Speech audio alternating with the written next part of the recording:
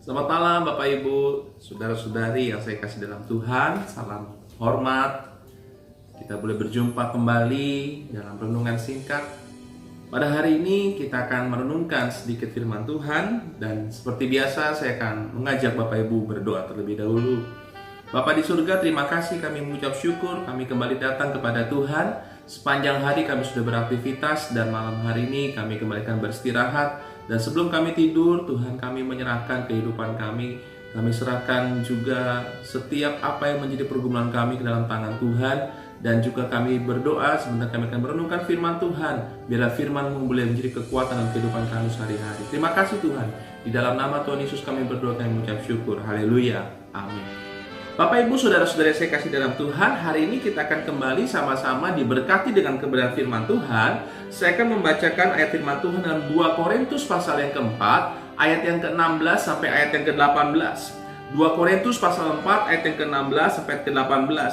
Sebab itu kami tidak tawar hati, tetapi meskipun manusia lahiriah kami semakin merosot, namun manusia batiniah kami dibaharui dari sehari ke sehari. Sebab penderitaan ringan yang sekarang ini mengerjakan bagi kami kemuliaan kekal yang melebihi segala-galanya, jauh lebih besar daripada penderitaan kami.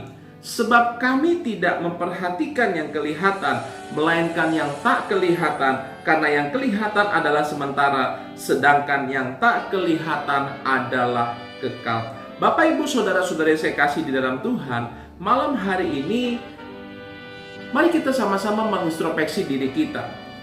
Kita mungkin dapat menyembah dengan lagu yang benar. Kita dapat berkhotbah sebagai hamba Tuhan dengan firman yang benar. Kita dapat berbagi dengan pemberian yang benar. Namun bila semua itu dilakukan dengan hati yang salah, rasanya semua akan sia-sia dan percuma. Sekali lagi, rasanya itu akan sia-sia dan percuma bila kita lakukan dengan hati yang salah.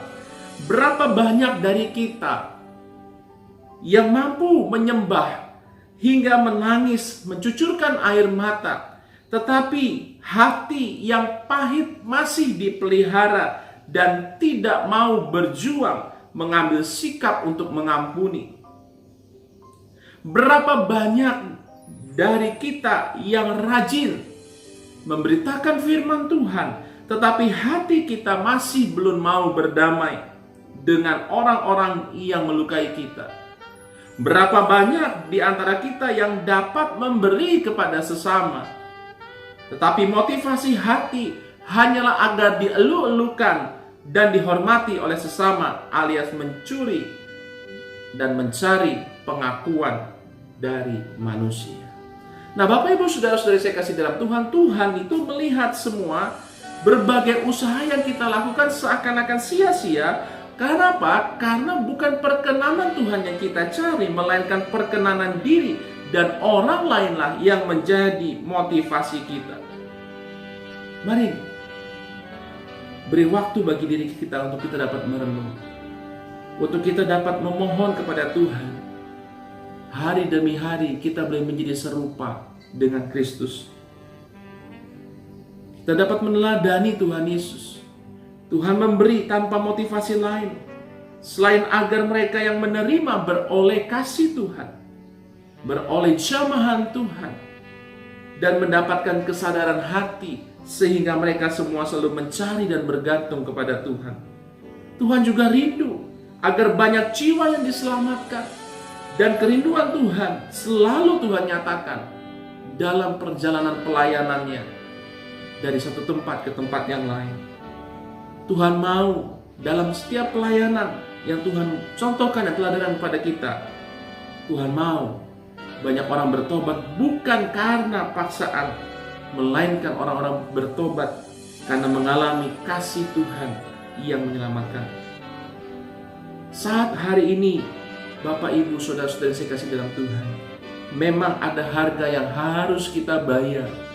Tetapi siapa yang mengerti dan mengalami Tuhan akan menjalani kehidupan bayar harga yang tidak sebanding dengan kemuliaan yang akan kita terima dalam kehidupan selanjutnya. Oleh sebab itu, jangan kita buang-buang waktu dengan pikiran, dengan perasaan yang kita tahu itu salah dan tidak berarti di hadapan Tuhan.